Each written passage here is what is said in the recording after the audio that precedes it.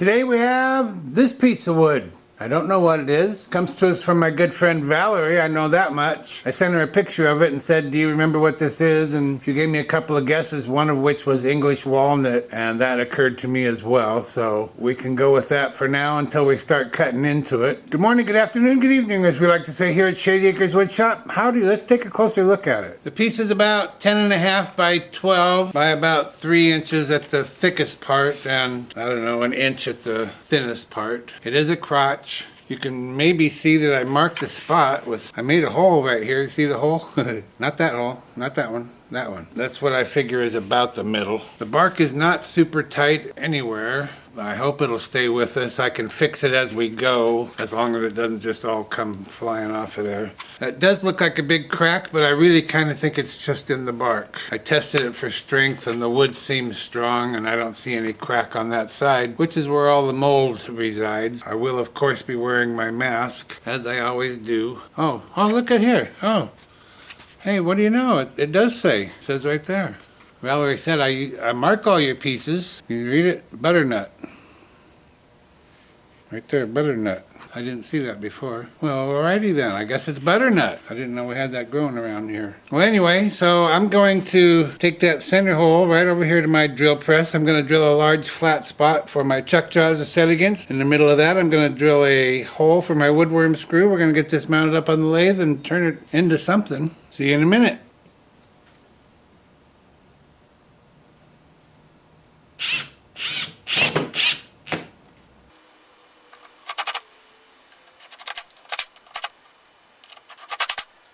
I know this looks like a mess to you. I drilled my original flat spot here, which goes right there, but then I drilled a couple of extra to clear the chuck body because this is so much higher than it is down here. Now, if I'd known I was going to be using a chuck ring, I wouldn't have had to do that.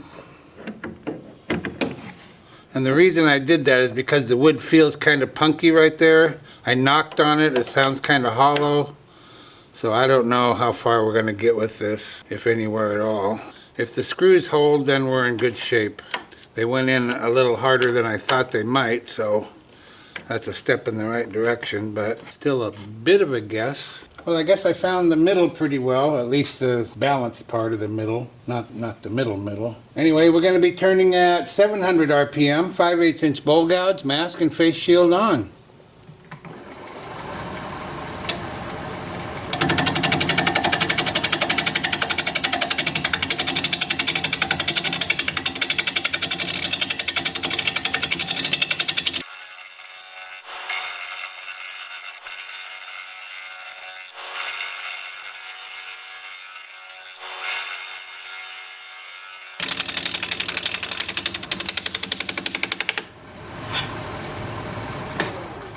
See what this wood has to offer. Well, look at there. It does have some color and grain to it, doesn't it? I just want to get it flattened off and then we'll probably put a recess in here.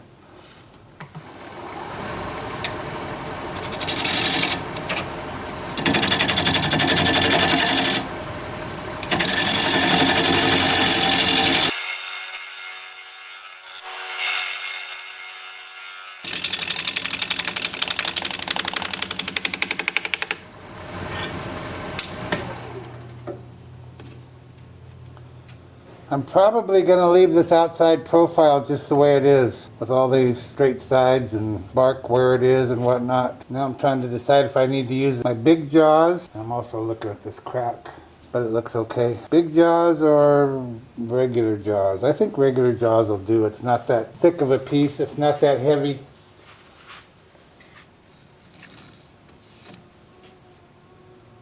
I know that looks a little small, doesn't it?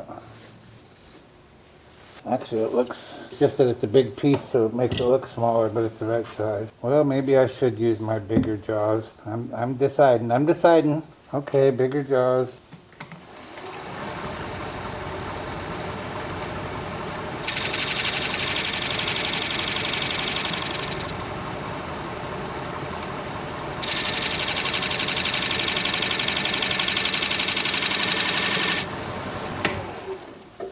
I really don't think we need them weight-wise, but better safe than sorry, I guess.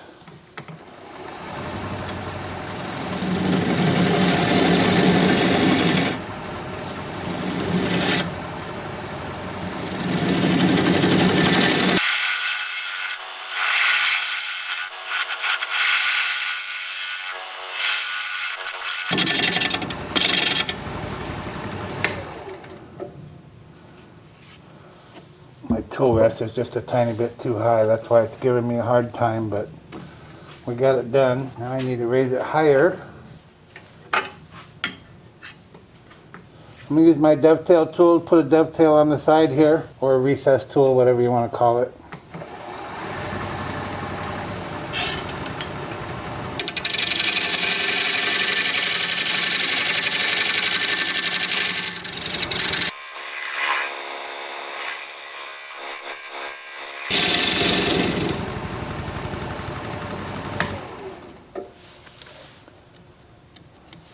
I'm always asked, how do I sharpen this? I've shown this before.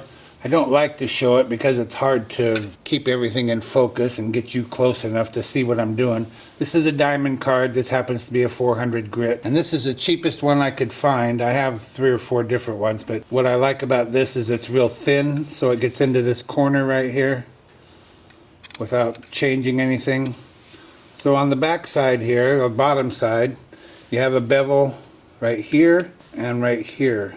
And I just hold it against that bevel. Find a place where it's flat, and I just go like that. It doesn't take much at all. And then on the other bevel,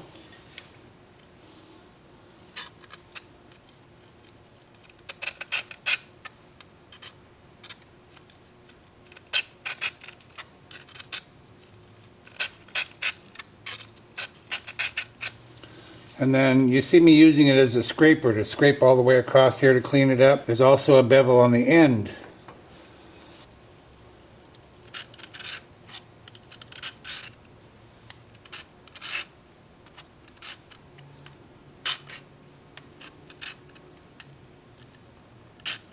If I wasn't showing it to you this way, I'd have it laying over here on the bench with some support, and I'd be pressing a little harder, but it really doesn't take much. And then what you're looking for is a sharpness when you go this way, because what this does is it raises a burr on this top edge, and that's what does the cutting, the top edge and that burr, and I can feel that burr already. Yep.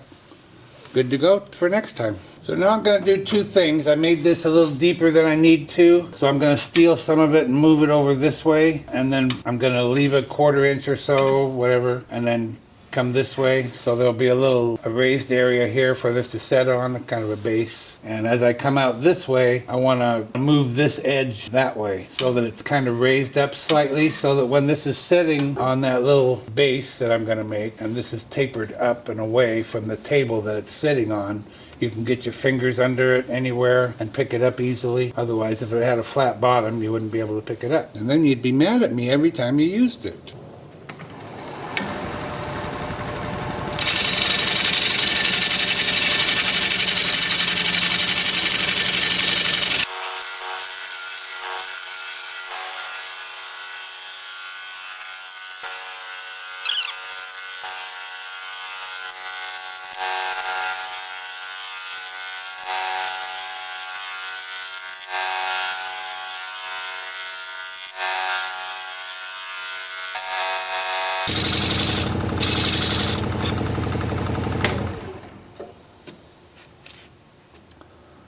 Okay, that looks pretty good. It is pretty soft. And see that bark? I can't fix it because there's a huge gap right here. So oh boy. It does get tighter up there. I don't know, maybe I can fix it. Wow. Well, I guess it's tight right here. Up here there's a big gap. Tight right there, big gap right here. So if I get it tight right here, get some glue in there, and clamp it, even though there'll be a big gap, it should hold right along that edge. Over here, kind of the same thing, but it's not quite as bad. And then on these 2 ends, or 3, 1, 2, 3, I'm going to take my belt sander and sand those to clean them up because they're nasty. I guess I'll do that now. I guess I'll put some glue in there. So I'll be back in a while.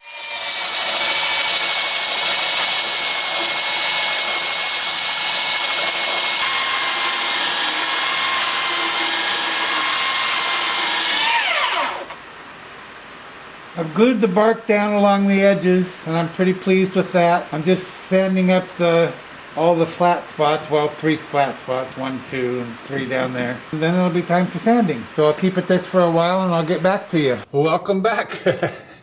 It's been about 4 days for me. It's been a second for you. I left this, well, I think it's time to sand it, right? I was cleaning up the ends and I glued down the bark.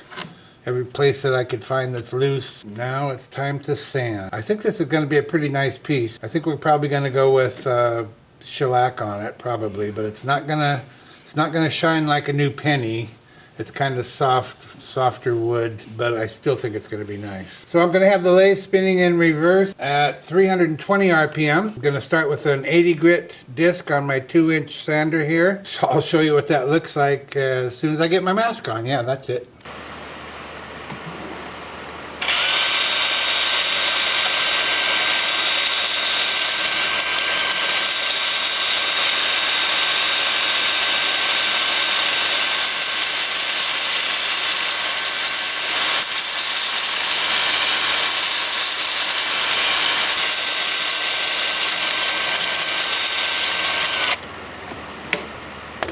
I should have showed you a picture of outside. The sun is shining. It's a beautiful day. Beautiful day. So that's what I'll be doing for a little while, up through 400 grit. I'll bring you back when it's time to put some sanding sealer on there. See you in a bit. I'm anxious to see what we get out of this.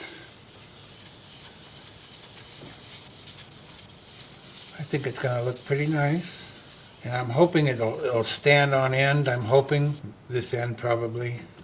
It's soaking in pretty good. Probably going to take a few coats of this shellac based sanding sealer. I usually do 2 coats. This might take 3. Those red streaks, I'm afraid that's my blood. I can't believe it's still there after all this time and after all that sanding. I cut myself on something last time I was out here, and before I knew it there was blood all over it. But I thought it would sand off, but I guess not. I'm going to warn you, there's a few e-bike reviews coming up. Well, I guess there's one yesterday. Today happens to be Thursday. Actually, I guess my newest wood turning video just appeared about a half an hour ago. But I had an e-bike video yesterday, and I think there's 3 more. And I'm considering dumping all of them on the same day, just to get it over with. It might only be 2 more. It's kind of all running together for me. No, I think it's 3 more. Anyway. Don't be mad at me. Those will be on Wednesday. They do not replace my Thursday video, which is what this is. Wood turning. This is a wood turning channel that occasionally does reviews of different products. I always mark them not wood turning, so when you see that, don't watch it if you don't like it. If all you want to see is wood turning, then watch on Thursdays. Red kind of adds a nice little touch to it.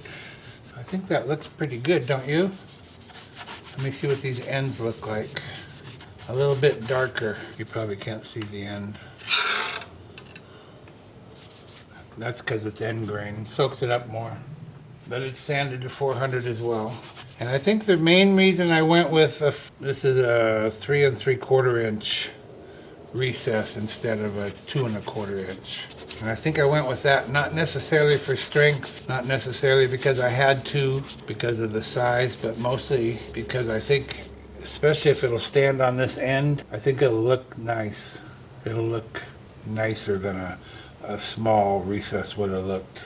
And I didn't show it, but I took a wire brush to the bark because it has all that, I don't know what it is, white stuff, mold, mildew. Anyway, so I took a wire brush to the bark to clean that off. Well, that looks pretty good, don't you think, or not? That's generally what it's going to look like. Okay, I'll see you in a little bit. Well, actually, I'll see you tomorrow. Bye. We're going to be turning at 600 RPM, 5/8 inch bowl gouge, mask, and face shield on.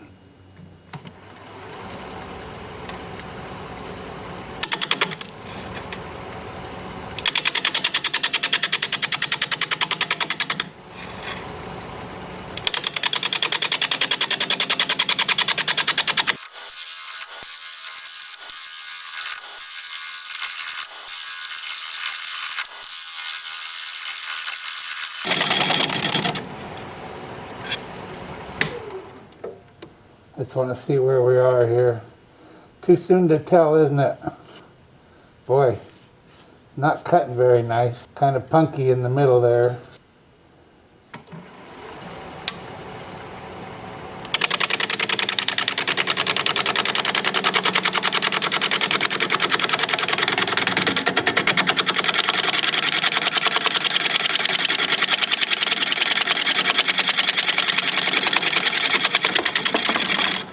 A big piece just went flying from right there, huh?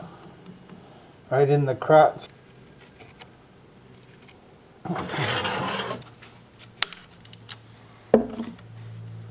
Gonna turn that away anyway, so maybe I can fix it over this way.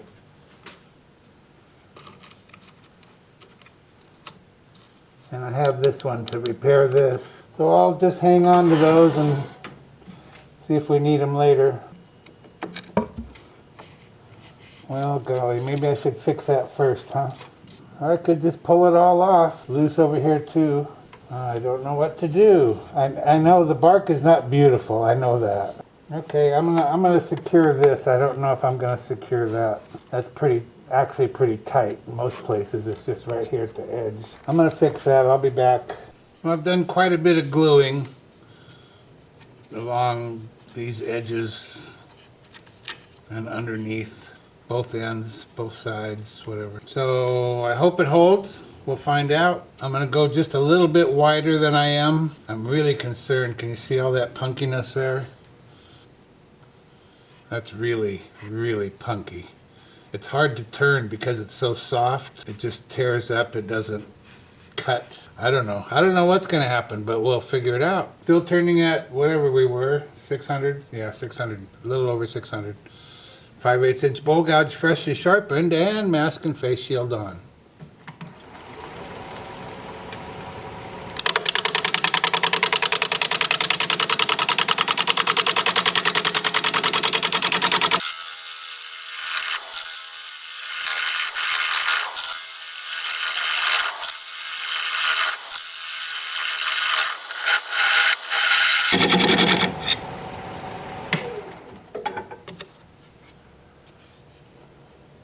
I know I have to get to the bottom of those screw holes.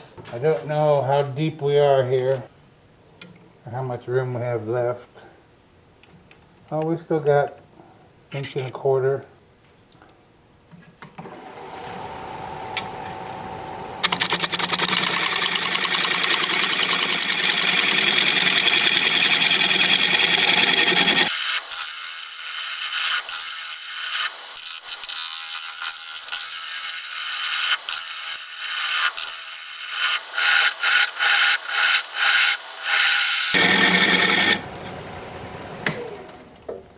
See if the screw holes are gone, and they are. The wood is improving as we get deeper, and I didn't really notice any punkiness on the bottom, so we might be okay.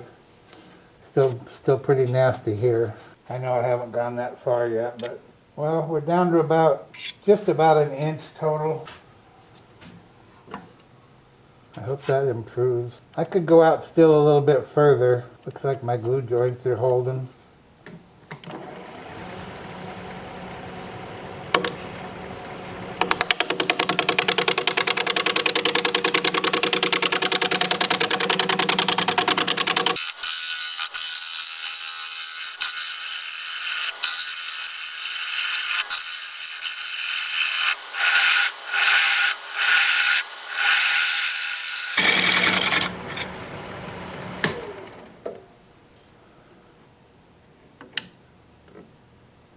Yeah, we're about 3/8 of an inch on the bottom now. That's probably about close enough. I don't dare scrape it. That'll tear it up real bad. I don't think I could even shear scrape it. Don't try it, Phil. Maybe. Don't try it.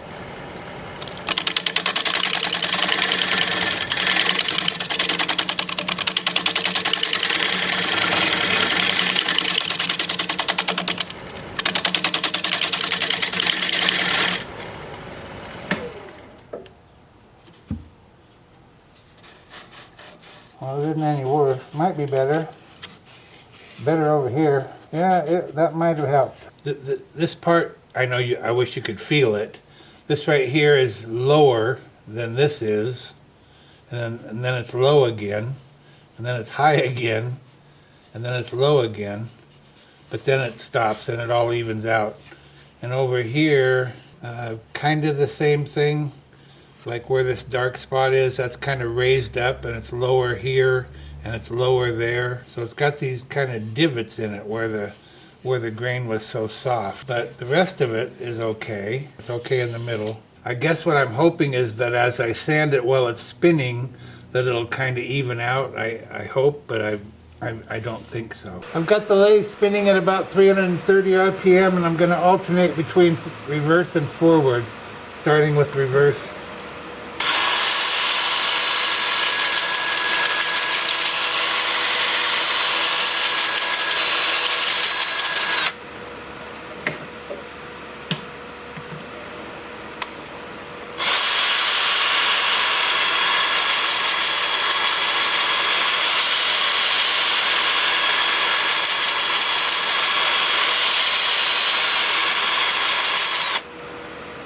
So it's not too bad to sand, and I think I said I'm starting at 80. I'll work up through 400. I'll bring you back in a bit and we'll put some sanding sealer in there.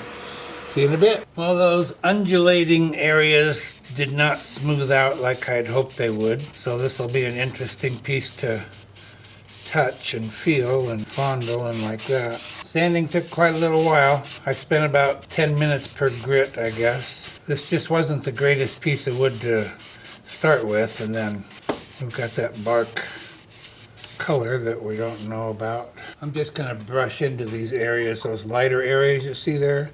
That's the softer wood, the low spots, I guess. I could still decide to sand it again after this hardens it up a little bit. I don't know if I will, but I could. I don't think it would help, really. The wood's just pretty far gone. You can see it just soaking right in. Even put on heavily with the brush, it just disappears. But this is only the first coat, but on the other hand, I don't expect it to get a whole lot better. The saving grace for this piece will be standing it up on this bottom side here, bottom end, and looking at the other side. And you can use the bowl as an emergency bowl or something to put your rock collection in or whatever. When I brush it on, shiny for a second and then it's just gone.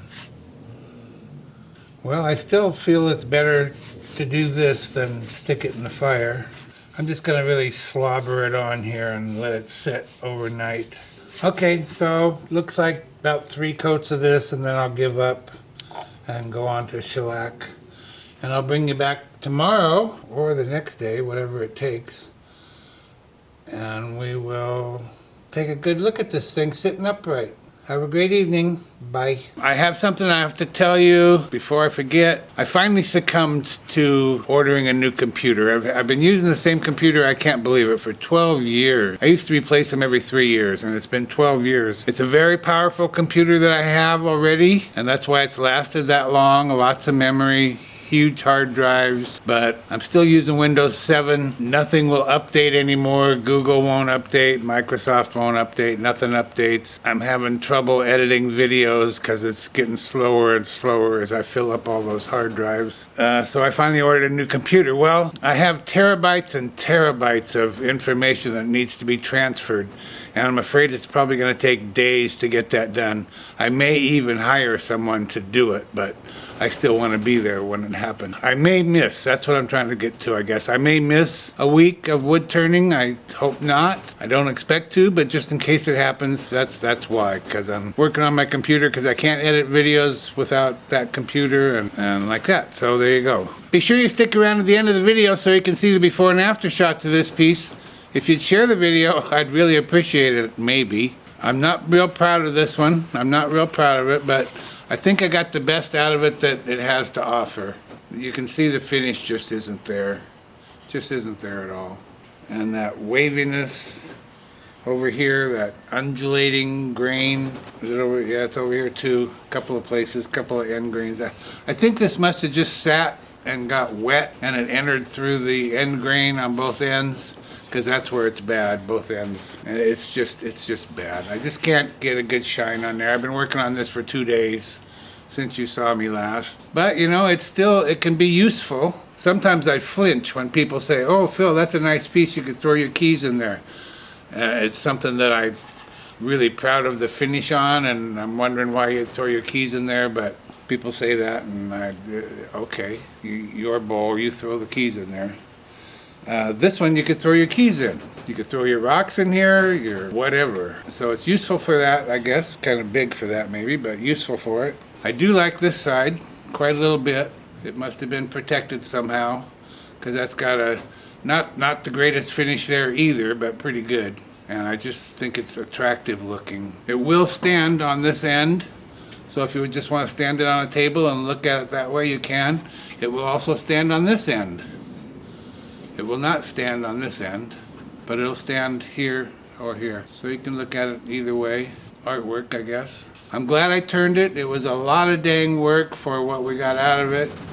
But I'm glad I learned a lot. You can see there's just virtually no shine on the ends. The smell from this thing was pretty awful when I was first cleaning it up, cleaning up the bark. It was awful. I'm so glad I had a mask on. Mildew, mold, whatever. It just wasn't great. But there it is. One live edge butternut bowl in the books. Let me know what you think. I sure told you what I think. Thank you, Valerie, for sending this along for all to enjoy. If you like this video, thumbs up please. I'd sure appreciate it. If you're a subscriber, thank you very kindly. I truly appreciate that.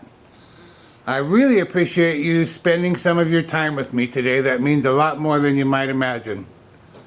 So for now, this is Phil, Shady Acres Woodshop, signing off.